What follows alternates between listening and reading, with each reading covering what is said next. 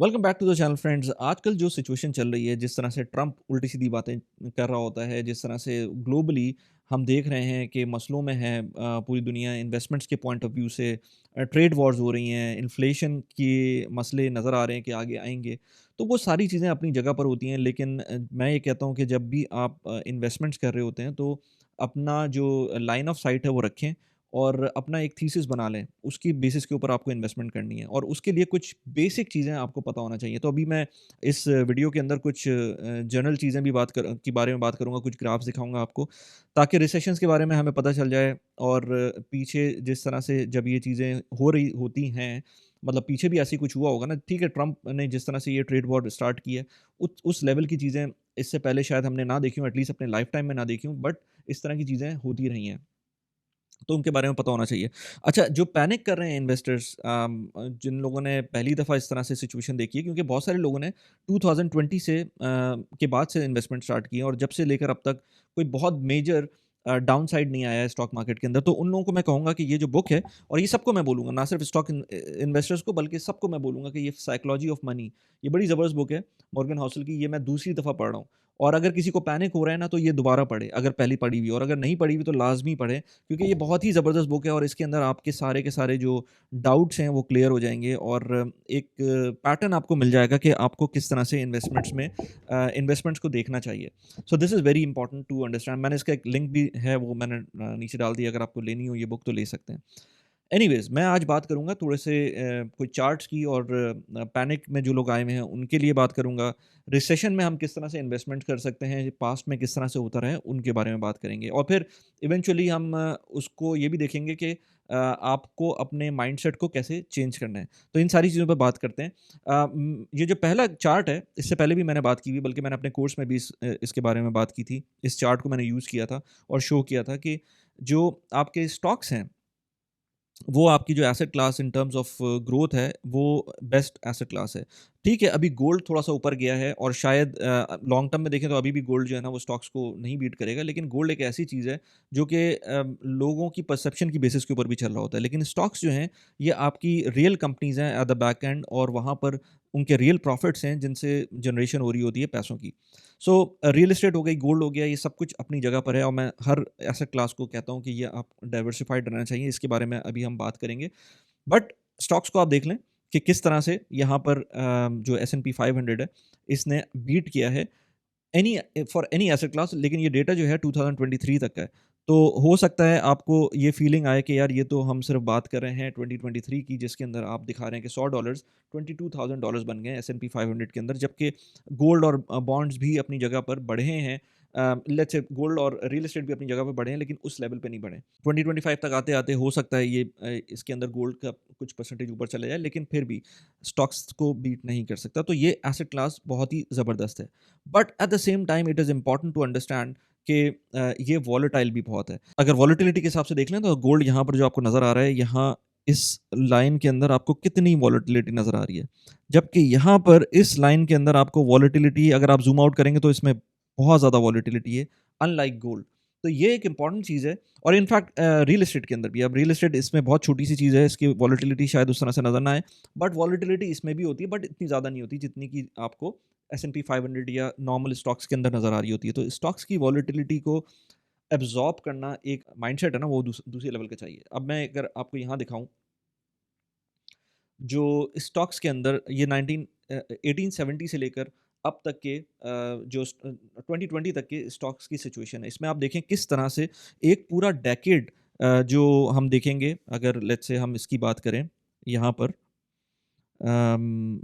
Sorry, ये जो lost decade है ये वाला। अब ये जो लॉस्ट डेकेड है, इसके अंदर पूरा तकरीबन एक डेकेड हमारा ज़ाया हुआ था और उसमें ज़ीरो रिटर्न्स मिले थे।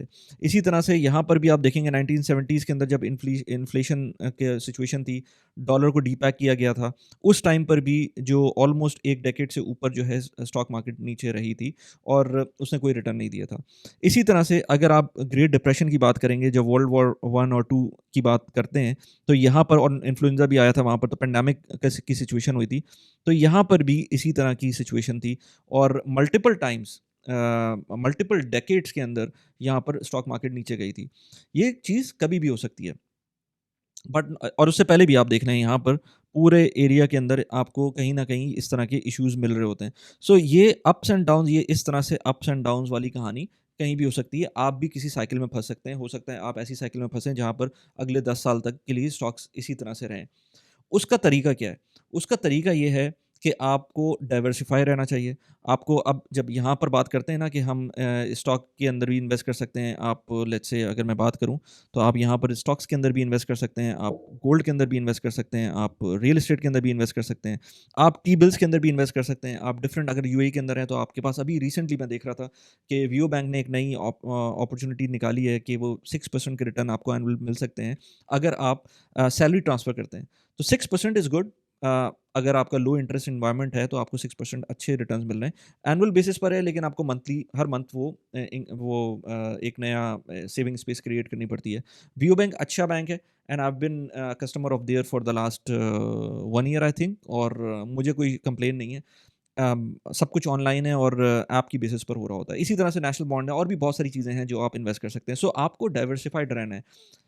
जो पैसे मैं अपनी बात करूँ, तो जो पैसे इवन पाकिस्तान के स्टॉक्स में भी जब मैं इन्वेस्ट करता हूँ, तो वो पैसे जो मुझे अगले 10, 15, 20 साल के लिए नहीं चाहिए, मैं वही पैसे इन्वेस्ट करता हूँ स्टॉक मार्केट के अंदर, और ज़्यादातर मैं डिविडेंड्स के लिए इन्वेस्ट कर रहा होता हूँ। वो डिविडेंड जब आते हैं, तो मैं उनको भी रीइन्वेस्ट कर देता हूँ। सो अभी देखें, बल्कि मैं अभी देख ही रहा था कि 120 के ऊपर पाकिस्तान की स्टॉक मार्केट पहुँच गई है। जबकि यूएस की स्टॉक मार्केट 10% का ड्रॉ डाउन है वहाँ पर, जबकि पाकिस्तान की स्टॉक मार्केट ने अपना अपर लिमिट टच किया हुआ है। So it it that is the reason. ये जो आपका इम्पोर्टेंट है ना, ये डाइवर्सिफिकेशन, ये बहुत इंपॉर्टेंट है। मैं कब से बोल रहा हूँ, जब से मैंने अपना यूट्यूब चैनल स्टार्ट किया, मैंने कहा कि जो आपकी पॉलिटिकल एफिलिएशंस होती हैं, उनसे दूर रहें और इन्वेस्टमेंट्स अपने हिसाब से करें। इस बारे में जब भी रोशन डिजिटल अकाउंट की बात करते थे, करता था मैं अपने चैनल्स के ऊपर, या स्टॉक्स की बात करता था, तो उसमें सुनने को मिलती थी बहुत सारी चीज़ें कमेंट्स के अंदर। But over the period of time eventually सब बेहतर हो जाता है। अगर आप एक माइंड अगेन, इसके अंदर ये जो साइकोलॉजी ऑफ मनी है ना, ये आपको हेल्प करेगी। ये आप ज़रूर पढ़ें अगर आपने नहीं पढ़ी हुई। अच्छा, इसके अंदर आप ये देखें कि जो ये जो पीरियड ऑफ टाइम था ना, जिसके अंदर इन्फ्लेशनरी बियर मार्केट का जो पीरियड था, ये वाला, sorry, not not this one, not this one, this one, ये जो इसके अंदर ये वाला इश्यू था जिसमें लॉस्ट डेकेड था। आपको पता है, इसके अंदर 0% आपको नज़र आ रहा है कि इसमें यूएस की मार्केट ने 0% रिटर्न दिया है, इवन डिविडेंड्स को इंक्लूड करके।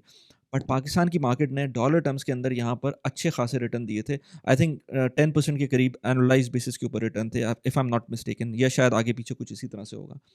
सो it is important to understand the diversification होती क्या है। पाकिस्तान जैसे मुल्क में जिसमें आबादी जिस लेवल पे बढ़ रही है, वहाँ पर ग्रोथ तो होनी ही होनी है। तो जो कंपनीज़ हैं वो प्रॉफ़िट्स भी बनाएँगी। इस वक़्त जो प्राइस टू अर्निंग रेशियो है उन कंपनीज़ का, पाकिस्तान की स्टॉक मार्केट का, वो बहुत कम है compare to country like US. और उसका एक तरीका, बल्कि मैंने अपने कोर्स में ये बात भी की हुई है कि अगर आपको कुछ और नहीं समझ में आता, आपको ये नहीं समझ में आता कि स्टॉक्स में कैसे इन्वेस्ट करना है, आपको ये नहीं समझ में आता कि कैसे कंपनीज़ पिक करनी है, तो आपके लिए बेस्ट ये है कि वीडब्ल्यूआरए का जो एक ईटीएफ है उसको ले लें। उसके डिफरेंट तरीके होते हैं, लेने का तरीका होता है। क्यों मैं वीडब्ल्यूआरए बोल रहा हूँ, वो सारी चीज़ें मैंने अपने कोर्स में बात की हुई है कि आपको ग्लोबल एक इम्पैक्ट मिलता है। अभी भी अगर आप वीडब्ल्यूआरए का जो ईटीएफ है, उसका जो टोटल रिटर्न देखेंगे, वो है मेरे पास अभी इस वक़्त नज़र नहीं आ रहा, बट आई थिंक जो ईयर टू डेट रिटर्न है उसका -3% है, और ईयर टू डेट एस-एंड-पी 500 के जो स्टॉक्स हैं या जो ईटीएफ है, उसका जो रिटर्न है वो -7% है। तो ठीक है, उसके अंदर आपको अपसाइड कम मिल रहा होता है, लेकिन जो डाउनसाइड है, वो भी आपको कम मिल रहा होता है, वो आपको सेफ करके रखता है। So that is why it is important to understand कि आपकी डाइवर्सिफ़िकेशन कितनी इम्पोर्टेंट है। अच्छा, ये चीज़ें तो हैं ही इम्पोर्टेंट, जो हम अभी बात कर रहे हैं कि स्टॉक्स में इन्वेस्ट करना चाहिए, डाइवर्सिफ़ाइड रहना चाहिए, लेकिन मैं जो कुछ स्टैट्स थे, वो आपको दिखा दूँ मैं ज़रा। तो यूएस की एसेट मार्केट किस तरह से हम अच्छा यूएस की बात इसलिए करते हैं क्योंकि एक तो ये कि वहाँ का डेटा अवेलेबल अच्छी तरह से मिलता है आपको, और क्लियर डेटा होता है, क्लीन डेटा होता है।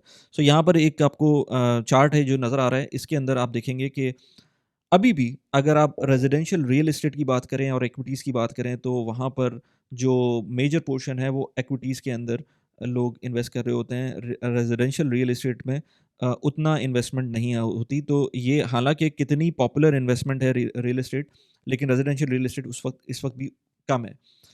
At the same time you need to understand कि ये भी रियल एस्टेट है, ये भी रियल एस्टेट है, और एक और रियल एस्टेट थी आई थिंक, 2 ये रियल एस्टेट हैं और फार्मलैंड ये भी रियल एस्टेट है।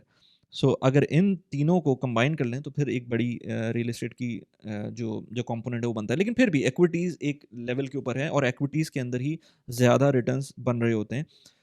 अब बहुत सारे लोग बोलेंगे दुबई के अंदर रहते हुए कि भाई आप देखें यहाँ की दुबई की इस मार्केट ने क्या से क्या परफॉर्म किया पिछले 4 साल में, तो आई वुड से बिल्कुल सही है। बट उसके अंदर आप ये भी देखें कि over the long period of time किस तरह से परफॉर्म किया है।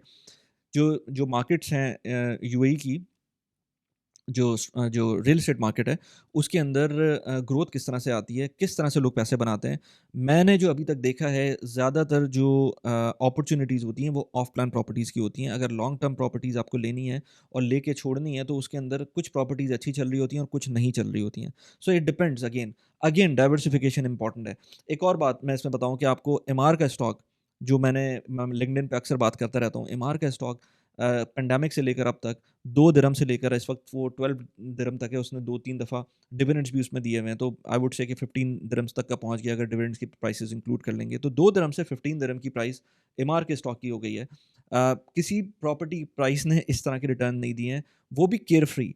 मतलब आपको ये नहीं सोचना कि आपके टेनेंट ने आपको रेंट देना है, कब देना है, कैसे देना है, डिफ़ॉल्ट तो नहीं कर जाएगा। इवन दो कि हम दुबई में रहते हैं, दुबई के अंदर जो टेनेंट डिफ़ॉल्ट रेट है वो कम भी होता है और थोड़ा-सा you are covered through every law and situation के अगर आपको कोई प्रॉब्लम होती है तो आपको बैकिंग होती है डिफरेंट डिपार्टमेंट्स की। But at the same time होता है, मैंने अभी एक रिसेंटली एक केस सुना था जिसके अंदर एक सीरियन फैमिली थी जिसको घर दिया हुआ था एक हमारे दोस्त ने, और वो जो इवेंचुअली वो लोग डिफ़ॉल्ट किए और इनफैक्ट वो छोड़ के चले गए। फिर उसके अंदर प्रॉब्लम में आए वो और 3-4 महीने का रेंट उनको नहीं मिला। So it happens, but at the same time अगर आप स्टॉक्स को देखेंगे तो वो डाइवर्सिफिकेशन के लिए बेस्ट है। मैं एक और चीज़ बता दूँ कि जब रियल एस्टेट की बात करते हैं तो रियल एस्टेट यूएई के अंदर ना सिर्फ स्टॉक्स के थ्रू आप कर सकते हैं, एक एक्सपोज़र ले सकते हैं एमआर का, लेट्स से जैसे मैंने बात की, बट आप क्राउड फंडेड प्रॉपर्टीज़ के अंदर भी इन्वेस्ट कर सकते हैं। क्राउड फंडेड प्रॉपर्टीज़ के अंदर जैसे स्मार्ट क्राउड हो गया, प्रिप्को ब्लॉक हो गया, या लेट्स से जो और दूसरे ऑप्शंस हो गए, स्टेक हो गया, इस पे मैं मल्टीपल वीडियोज़ बनाता रहता हूँ, उनके थ्रू भी आप एक्सपोज़र ले सकते हैं, बहुत छोटी अमाउंट से। मैंने रेफरल लिंक डाले हुए हैं नीचे इस वीडियो के अंदर, आपको इंटरेस्ट है तो उनमें जाके आप देख सकते हैं। लिंक ट्री का भी लिंक होगा जिसके अंदर और भी आपको मिल जाएँगे रेफरल्स, जिसमें स्टॉक्स के रेफरल्स भी हैं, जिसमें $125 तक का रेफरल मिल सकता है। सर्वा के अंदर अगर आप इन्वेस्ट करते हैं मेरे लिंक से, तो $125-135 तक का रेफरल, 500 दिरहम बोलते हैं वो लोग, तो उसका रेफरल बोनस मिल सकता है। इसी तरह से जो अमाना है उसमें $100 का ट्रेडिंग बोनस मिल सकता है। बराका में 30 नहीं $50 का रेफरल बोनस मिल सकता है। So these are all there in Linktree. आप लिंक ट्री में जाके देख सकते हैं कौन-कौन सी चीज़ों में आपको बोनसेस मिल सकते हैं। थोड़े से पैसे आपको मिल जाएँगे, थोड़े से पैसे मुझे मिल जाएँगे। सो अभी मैं एक और चार्ट की तरफ चलता हूँ। ये यूएस एसेट का चार्ट है और डिपेंडिंग कि आप कितने आपकी एज क्या है, तो बेबी बूमर्स की बात कर लें तो बेबी बूमर्स यहाँ पर हैं। जेन एक्स की बात करें तो जेन एक्स यहाँ पर हैं। इसी तरह से साइलेंट जनरेशन जो है, जो कि बेबी बूमर से पहले की है, वो यहाँ पर है। इसी तरह से मिलेनियल्स वो यहाँ पर हैं। अब इसके अंदर आप देखें कि बेबी बूमर जो हैं वो 1945 से 65 के दरमियान जो बॉर्न हुए थे, उनकी वेल्थ का स्टेटस जो कि यूएस के अंदर अगर आप देखेंगे तो half of all the other age groups उनके अंदर है, क्योंकि वो उनकी एज ऐसी थी जिसके अंदर उन्होंने बहुत पैसे बनाए और उनका जो मेजर पार्ट है वेल्थ का, वो रियल एस्टेट और जो इक्विटीज़ हैं इसके अंदर है। इसके अंदर भी आप देखेंगे कि इसमें मेजर पार्ट इनका वो इक्विटीज़ के अंदर है और रियल एस्टेट में उसके बाद है। इसी तरह से आप जो जेन एक्स है उसके अंदर देखेंगे जो कि आते हैं 1965 से 79 के दरमियान, उनके पास भी अच्छे खासे एसेट्स हैं, बट डेफ़िनेटली बेबी बूमर से कम है और उनका जो मेजर पोर्शन है इन जो एसेट्स का, वो रियल एस्टेट के अंदर फँसा हुआ है या कह दें इन्वेस्टेड है। इसकी इसी तरह से इनकी जो इक्विटीज़ का पोर्शन है वो $8 ट्रिलियन है, जो कि रियल एस्टेट के बाद आता है। अच्छा, अगर हम बात करें इनकी जो कि मिलेनियल्स हैं, अब मिलेनियल्स के अंदर जो मैक्सिमम इनका एक्सपोज़र है वो रियल एस्टेट के अंदर है, जो कि एक मेरे ख़्याल से थोड़ा कंसर्निंग है। इनको रियल एस्टेट की जगह स्टॉक मार्केट के अंदर जाना चाहिए, जो कि आपको नज़र आ रहा है कि जो ओल्डर जनरेशन है उन्होंने स्टॉक मार्केट के अंदर इन्वेस्ट किया हुआ है। उसका एक रीज़न ये भी है कि वहाँ पर जो पेंशन फंड्स हैं या जो सोशल सिक्योरिटी है वो उससे लिंक होती है जो आपका इक्विटीज़ होती हैं। तो इवेंचुअली इक्विटीज़ आपको ज़्यादा रिटर्न प्रोवाइड कर रही होती हैं। ये प्रूवन फैक्ट है और जो छोटे एज के लोग हैं उनको वहीं पर इन्वेस्ट करना चाहिए। हम साइलेंट जो जनरेशन थी उनकी बात नहीं करते, वो बहुत पुराने लोग हो गए हैं। But at the same time I want to mention here one more thing जो यहाँ पर नज़र आएगी आपको। ये जो वैल्यूज़ लिखी हुई है ना, 5.1 ट्रिलियन डॉलर्स, ये है 7 ट्रिलियन डॉलर, और फिर ये 810 बिलियन डॉलर्स, और यहाँ पर 5.5 ट्रिलियन डॉलर्स, ये आपको नज़र आ रहा है डेट। ये जितनी भी एज ग्रुप्स के लोग हैं, ये इनके डेट्स को शो कर रहा है। तो अगर हम जो बेबी बूमर्स हैं उनकी बात करें तो उनका जो डेट लेवल है वो 5.1 ट्रिलियन डॉलर्स है। इसी तरह से जो जेन एक्स है उनका जो डेट है वो 7 ट्रिलियन डॉलर्स है। जो साइलेंट जनरेशन है उनका सिर्फ़ और सिर्फ़ क्लोज़ टू 1 बिलियन, या लेट्स से कह लें 1 ट्रिलियन, या कह लें कि 810 बिलियन डॉलर्स है। और जो मिलेनियल्स हैं उनका 5.5 ट्रिलियन डॉलर्स है। So now you can imagine कि जो इनकी जो टोटल नेट वर्थ है लेट्स से किसी एज ग्रुप की, तो half of the net worth यहाँ पर आपको नज़र आ रही है इनकी। और यहाँ पर आई वुड से प्रोबेबली 20% भी नहीं है इनकी नेट वर्थ अगर टोटल पाई के अंदर देखेंगे। जबकि जो डेट्स हैं वो 5.5 ट्रिलियन डॉलर्स यहाँ पर आपको equivalent to same people who are having 50% of the net assets in their belonging. So ये चीज़ बहुत इंपॉर्टेंट है अंडरस्टैंड करना कि ये जो डेट इकोनॉमी है, जो लोग यंग लोग हैं और जो पैसे बहुत मज़े से लोन ले लेते हैं, पर्सनल लोन ले लेते हैं या इस तरह की चीज़ें करते हैं, उनके लिए एक पॉइंट ऑफ कंसर्न है कि आपकी एसेट्स बिल्कुल भी उस तरह से नहीं है जिस तरह से आपके लोन्स हैं। और ये चीज़ मैं रेगुलरली यहाँ भी देख रहा होता हूँ दुबई के अंदर भी, कि आप गाड़ियाँ लोग जो हैं वो बैंक लीज़ करवा रहे होते हैं, अच्छे-अच्छे घर ले रहे होते हैं, जबकि उनकी सैलरीज़ उस तरह की नहीं होती हैं। इस गाड़ी पे भी मैंने अलग से एक वीडियो बनाई थी कि आपका क्या लेवल होना चाहिए, बल्कि इसको कोर्स में हमने ज़्यादा डिटेल में बात की थी और काफ़ी ज़्यादा उसमें डिस्कशन हुई थी। क्योंकि ये जो टॉपिक्स हैं ना, पॉलिटिक्स हो गया, स्पोर्ट्स हो गया, या टाइम ज़ाया करने के पॉइंट ऑफ व्यू से, कि भाई इन चीज़ों पे आप ज़ाया ना करें, अपना जो वॉच टाइम है अपना ना दें इस तरह की चीज़ों में, पॉलिटिक्स को या लेट्स से स्पोर्ट्स को। अगर आप already you are well off तो फिर तो ठीक है। अगर आप कुछ बिगाड़ सकते हैं इन चीज़ों का तो फिर भी ठीक है, लेकिन अगर आप कुछ बिगाड़ नहीं सकते तो टाइम ज़ाया करने की ज़रूरत नहीं है। और एट द सेम टाइम जो एक इंटरेस्टिंग टॉपिक होता है गाड़ी का, कि मैं जब कहता हूँ कि गाड़ी ज़्यादा महँगी नहीं लेनी चाहिए, तो वो भी एक ट्रिगरिंग पॉइंट होता है लोगों का, और वो फिर मुझसे डिबेट करते हैं इस बारे में। तो इसपे काफ़ी वीडियोज़ मैंने बनाई भी हैं, और एक जो फ़ॉर्मूला है 24-10 का, उसको भी मैंने मल्टीपल टाइम्स अपनी वीडियोज़ में बात की हुई है, इंग्लिश चैनल पे भी, उर्दू चैनल के ऊपर भी। तो ये कुछ वेल्थ किलर्स हैं जो यंग जनरेशन है उनको देखने चाहिए, ताकि इस किस्म की सिचुएशन के अंदर ना पहुँचे कि आपकी जो वेल्थ है, जो आपके एसेट्स हैं, वो आपके लोन्स ज़्यादा हो जाएँ compare to your assets. Point ये है इस वीडियो का कि जो रिसेशन है, आपको जैसे आपने पहले देखा चार्ट्स के अंदर, कि रिसेशन आप पे इम्पैक्ट उस वक़्त करेगा जब आपके जो स्पेंडिंग पावर है कम होना शुरू हो जाएगी, या लेट्स से आपकी इनकम है वो कम होना शुरू हो जाएगी। अगर आप इनकम एक सर्टेन लेवल पे रखते हैं और आप अपनी जो स्पेंडिंग है वो कंट्रोल में रखते हैं, और जो इन्वेस्टमेंट्स हैं वो लॉन्ग टर्म के लिए करते हैं और अच्छे एसेट्स में करते हैं, रिसेशन आपका कुछ नहीं बिगाड़ सकता, बल्कि रिसेशन आपको फ़ायदा देगा। क्योंकि आपने जिस टाइम पर इन्वेस्टमेंट कर रहे होंगे, इवेंचुअली वो जो एसेट्स होंगे वो जब एक टाइम आएगा उसकी वैल्यूएशन कब तक कम रहेगी। क्योंकि ये जो स्टॉक्स होते हैं इनकी वैल्यूएशन के ऊपर डिपेंड करता है, इनकी प्राइसेस। जब इनकी प्राइसेस एक टाइम आएगा जब बढ़ेगी, कंपनीज़ की वैल्यूएशन बढ़ेगी, कंपनीज़ के प्रॉफिट्स बढ़ेंगे, तो आपको इवेंचुअली आपके एसेट्स के पैसे बढ़ना शुरू हो जाएँगे। यही चीज़ होती है घरों में भी। अगर आप घर ले रहे हैं, रियल एस्टेट ले रहे हैं, आपने सस्ते में घर ले लिया, तो आपको इवेंचुअली जब वो पैसे बढ़ेंगे उसके, तो उसमें फ़ायदा होगा। मैं मल्टीपल वीडियोज़ बनाता रहता हूँ अपने इस चैनल के ऊपर, रियल एस्टेट से रिलेटेड, प्रोडक्टिविटी से रिलेटेड। अभी रिसेंटली मैंने एक वीडियो बनाई थी।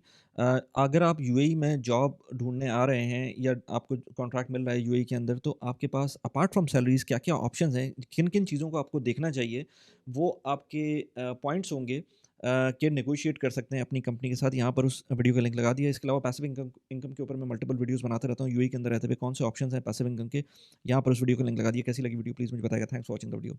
Bye bye.